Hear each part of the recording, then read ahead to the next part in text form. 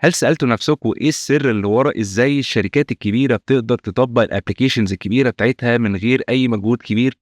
فالدوكر أو الcontainers هي اللي ورا السر ده.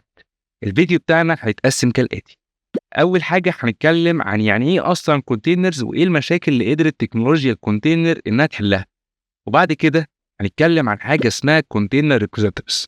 بعد كده هنشوف إزاي الcontainers سهّلت مهام الdevelopers من حيث إنها خلّت مهامهم تتعمل بشكل أسهل، وآخر حاجة هنتكلم إزاي الcontainer سهّلت تطبيق الapplications في الenvironments.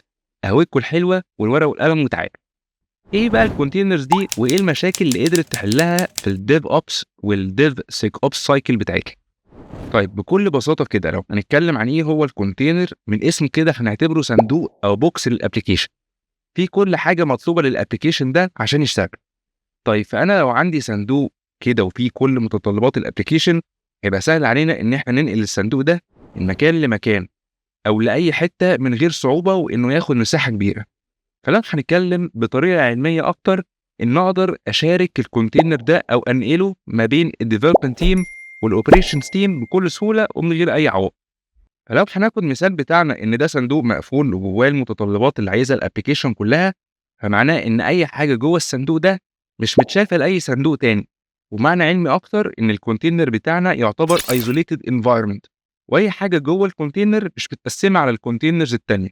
وده يخلي الديفلوبرز شغالين بسهولة علشان عارفين أي حاجة هتتطبق تبقى مخصوصة للأبليكيشن اللي جوه الكونتينر ده بس. طيب قلنا إن الصندوق ده سهل جدا إن أنقله من مكان لمكان بكل سهولة، بس عشان أنقله من مكان ما هو محطوط أو لمكان تاني مش لازم يبقى فيه مساحة أو مكان أقدر أخزن فيه الصندوق ده، والمساحة دي عمليا اسمها الكونتينر ريبوزيتوري.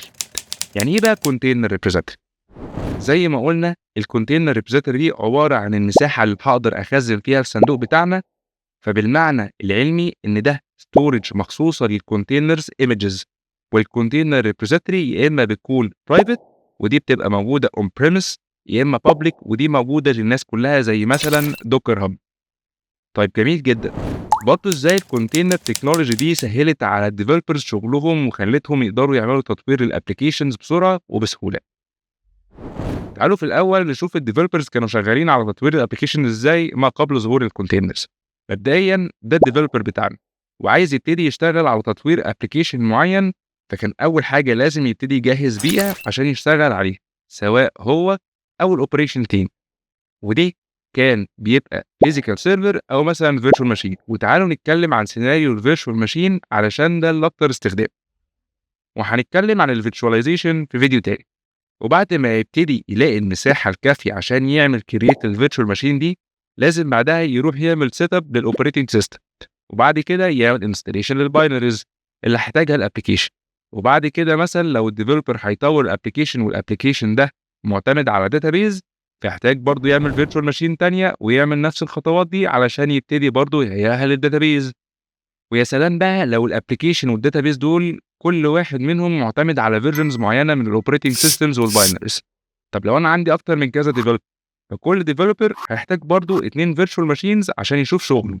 فنفترض مثلا ان الماشينز دي اتجهزت بطرق مختلفه، فكده بقى عندنا مشكلتين: اول مشكله الوقت الكبير لتحضير الفيرتشوال ماشينز، وتاني حاجه عدم توحيد الانفايرمنتس اللي بنطور عليها الابلكيشن او انها مش شبه بعض. وكده ده ممكن يعمل مثلا مشاكل في تطوير الابلكيشن بتاعك. تعالوا بقى نقارن الكلام ده ما بعد ظهور الكونتينرز. اولا الديفلوبرز ما بقوش لازم يحضروا السيرفر كامل عشان يبداوا يطوروا الابلكيشن بتاعهم، بل الموضوع اسهل على الكونتينر، لان زي ما قلنا هو عباره عن صندوق كامل فيه كل الحاجات الابلكيشن محتاجها، وانهم متاكدين اي حاجه جوه الصندوق ده مش مشتركه مع الصناديق التانية او الكونتينرز التانية.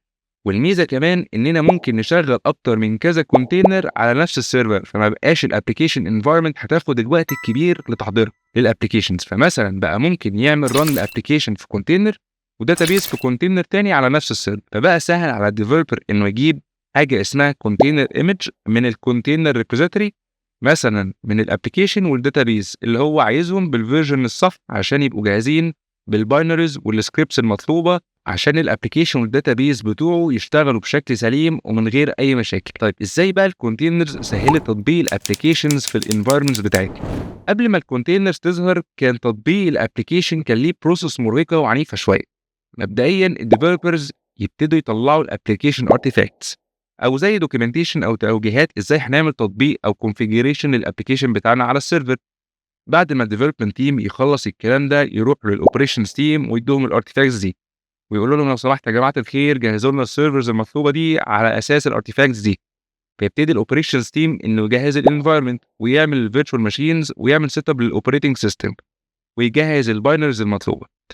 ومن المشاكل التانية كمان ان الاوبريشن تيم ممكن ما يكونش فاهم خطوات معينه معموله بشكل معين فيقول لا الصح انها تتعمل بالشكل ده، ومثلا الديفلوبر نسي يوضح ليه الخطوات دي معموله بالشكل ده، وده ممكن مثلا انه يسبب ان الابلكيشن ما يشتغلش بالشكل المطلوب منه. فالكونتينرز خلت موضوع تطبيق الابلكيشن اسهل بكتير وبسيط، لان زي ما قلنا الديفلوبرز هيبتدوا يشتغلوا على الابلكيشن ويطوروا فيه جوه صندوق او كونتينر، وهيجيبوا الكونتينر ايمج اللي هيشتغلوا بيها في الابلكيشن ده.